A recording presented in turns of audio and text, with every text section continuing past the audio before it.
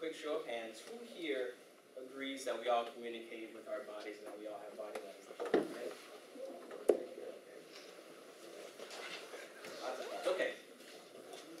Now, who here would confidently consider him or herself to be an expert at noticing, reading, and responding to body language and nonverbal cues? Any experts in the house? No experts? Okay. It's pretty good.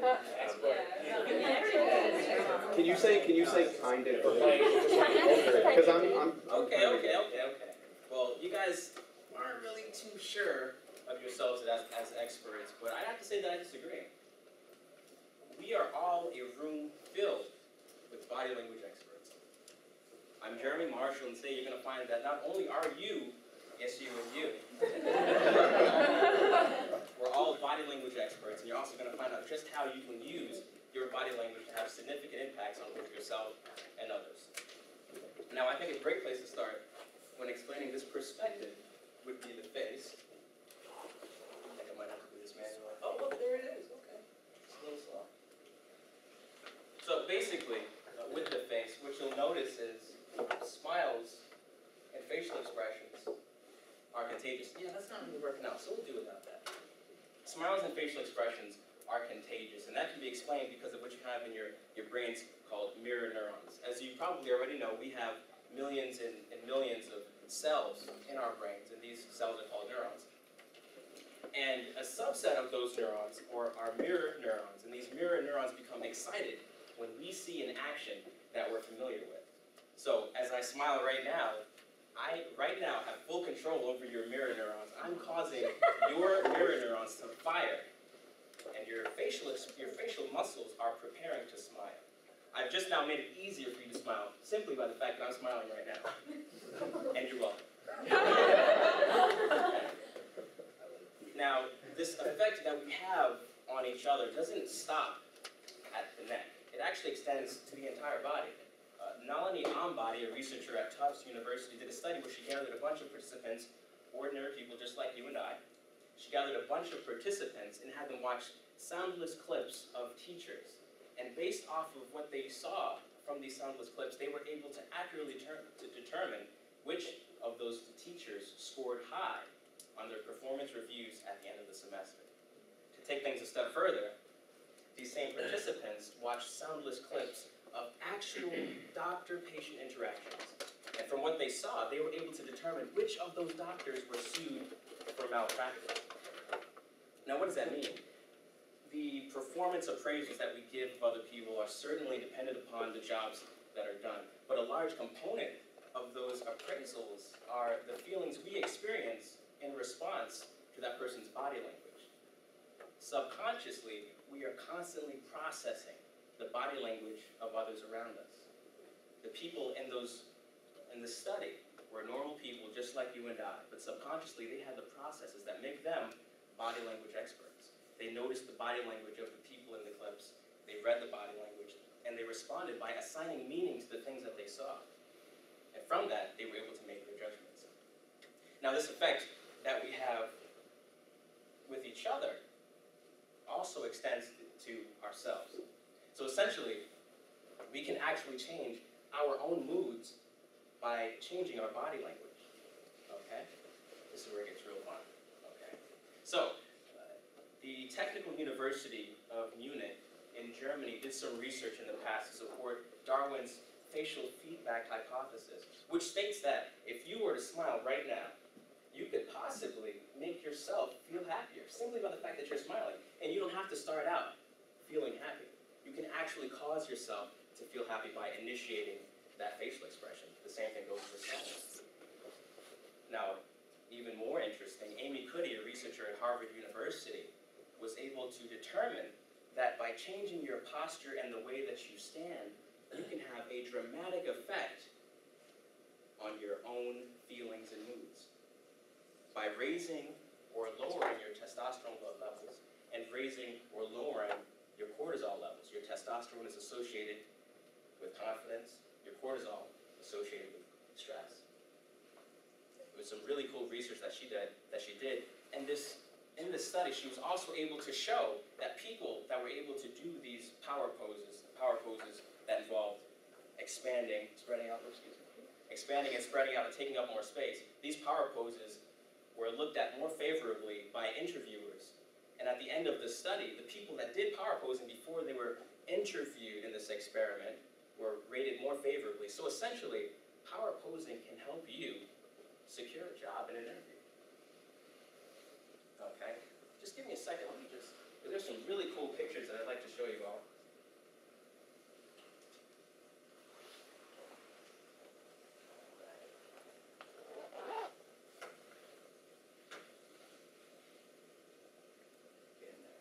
Okay, here we are. Excellent. So now that we've talked about a ton of research that has gone on in the past, I'd like to talk about some specific things that we can all do to basically affect each other and ourselves positively. So we can start with the face. As we all know, we discussed the effects. You have to remember to smile. We talked about smiling making you happy, smiling making other people happy because of motor neurons, and your body feeding off of its own body language. Another tip is to keep the torso uncovered. When we're tense or uncomfortable or not feeling very confident, we tend to do things like this, maybe some of this. And these positions are very comfortable. I would love to do the rest of my presentation like this, but they show that you're not feeling very comfortable or very secure.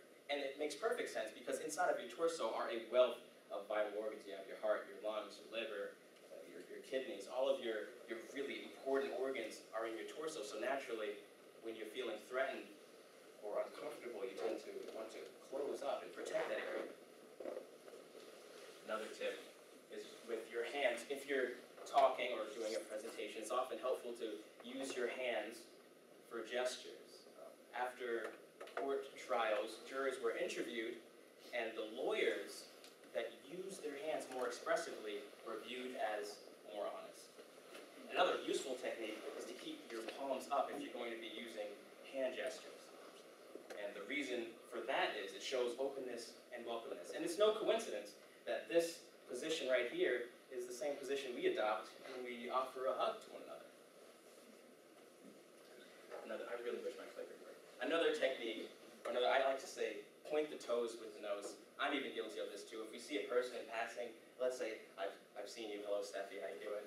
Good, okay. So I'm walking past you and I say, oh look, there's Steffi, and so I'm having a conversation with Steffi, but my feet are not pointed towards Steffi. And by reorienting your feet toward the person that you're talking to, it solidifies the message that my attention is on you, Steffi. We can have a really good conversation. Okay. Some other techniques, touching and mirroring. Touching, that's a really great way that we as humans establish some powerful connections between each other. It's one of the reasons why we do a handshake, or you can take it to another level. You can do a handshake, touch the back of the person's hand. Nice to meet you. Nice to meet you. You could shake a hand, touch a person's arm, or casually in conversation, you can just touch a person's shoulder, but don't linger there because then it gets kind of personal and you don't want to do that. So quick, light touching can help to build really great connections between people. Another powerful technique is mirroring, and that's basically putting your body in the same position as the person that you're interacting with. And this is something that actually happens naturally when two people are getting along together really, really well. Kind of like the phenomenon with the mirror neurons. Your body is imagining things from that other person's perspective. And so by putting yourself in the person's position that you're speaking to, you can kind of promote the feelings of closeness that naturally occur when two people are mirroring each other. See? So we've talked about interpersonal communication. So that's me interacting with the people around me. This is where it gets really, really cool. This is the research by Amy Cuddy from Harvard University. By changing the way that you stand and you pose, you can actually change the way you feel. These are power poses. So first we're going to go over some low power poses and talk about some of the things that we see here. So here's one of the low power poses. These low power poses will spike your cortisol levels and drop your testosterone levels, as shown in the study. And you can actually see here, you can see not only is this man covering his torso, which again is the area where we have our vital organs, he's also got his chin lowered, which also makes sense because the neck is a very sensitive area of the body. This is your jugular. There's a lot of nerves here, and this, I mean, this is where air comes in, you know? It's very important. So when you're sad or uncomfortable, not only do you have a tendency to want to kind of cross your arms, but naturally your chin wants to come down too to protect yourself. A very low power pose. Here's another. You can see her chin is down as well. She's closed. She's covering her torso. Look how close together her feet are. She's very closed. And she's not open to the world. These are poses that, again, will spike your cortisol and drop your testosterone. This man here is giving himself a hug. And look at where his chin is. He's looking toward the ground again. He's protecting this sensitive area. And he's protecting another sensitive area, his torso. Sure. Standing on one foot and crossing a leg over the other is also a sign of comfort. Well, when you're in a specific scenario. These body language signals can mean different things. It Yeah. depends on the situation. But what we want to look for are clusters. Yeah. And so this is a really good cluster because sometimes when you, for example, I can cross my legs here and I'm very comfortable. But when I've got my arms crossed and my head down and my legs crossed, that's a really strong cluster. You can clearly tell that he's very uncomfortable. But there are circumstances where crossing your legs means that you're comfortable. Two people talking to each other could cross their legs and they can be in rapport with each other. Good question. Here's another low power pose. Again, he's looking down. His arms are together, not open to the world. Now here are oh wait, we have one more low power pose. This one's actually the lowest of the low power poses because she's actually touching her neck. Instead of using the smaller part of your body, the chin, to cover up this sensitive area, she's actually touching her neck to protect herself. You can clearly tell she's very uncomfortable and she's looking down. Now these high power poses, these are the poses that will spike your testosterone and drop your cortisol levels. Okay, as you can see, she hasn't a care in the world. She doesn't care who is sitting at this table, who's going to be sitting at this table. She's sitting at this table, and she's taking up all the space. These power poses take up a lot of space, just like animals tend to do in the animal kingdom. The alpha males in a group, they tend to take up a lot of space when they're rising to leadership positions. Here's another high power pose. She's got her arms spread apart. Look at the elevation of her chin. She's not protecting that sensitive area. She's got her power going on, right? Another power pose. He's creating the hood just like the other young lady. He's creating what's called the hood with his hands behind his head there. And he's completely relaxed. And Adam, that's a great example of when crossing your legs means that you're comfortable. Clusters. And here's another power pose. This is one that I tend to do sometimes. This one's nicknamed the Wonder Woman. And you can see, look at her torso there is completely uncovered. She's got her chin up. She's not looking down. She is completely open to the world and everyone around her. Again, this guy's taking up a lot of space. This guy doesn't give a damn who's going to sit in that chair. It doesn't matter. He's got his arm there. He's expanding. Okay. So we've talked about some of the research, and we talked about some of these positions that we can adopt and these sort of things, but how can we use this stuff in real life? Well, as I mentioned before, Amy Cuddy did research involving actual interviews and actual interviewers, and the interviewers did not know who did power posing and who didn't before the interviews. And the people that did the power poses for only 2 minutes before the interview were hands down viewed more favorably and more hireable. So let's say that you've got an interview in about 5 minutes, and you're waiting outside in the hall for your interview to start. Right then is a good opportunity to do some power posing. Maybe do a Wonder Woman right there. Yeah, embrace your power. Spike your testosterone. Drop your cortisol. Get pumped, right? You got an interview. You're about to get a job. That's right. And while you're in the interview, you can use some of the other techniques that we talked about, where you kind of maybe mirror the position of the interviewer. You can use your hands to gesture, keep your palms up, kind of like you're going to hug your interviewer, that sort of thing. Or, for example, this is a really good example, relatable example, RAs. You know, let's say that you've had a really rough day earlier on in the day, you had some classes and they go so hot, and you're back in the room and you have to do some rounds. Well, this is a good opportunity to maybe do some power posing, to kind of shake off the negativity that you experienced earlier in the day. The negativity leads to stress, which is related to your cortisol levels. So by doing some power poses, you can help to drop those cortisol levels, raise those testosterone levels, and make yourself more confident. And more powerful, which is a very good position to be in if you're going to be communicating with your residents. Okay?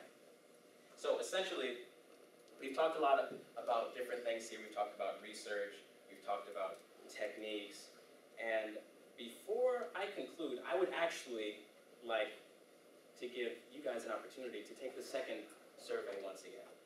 So after seeing all the research, looking at all these participants, ordinary participants like you and I, so effectively judging body language, who here can say, yeah, perhaps I am a body language expert?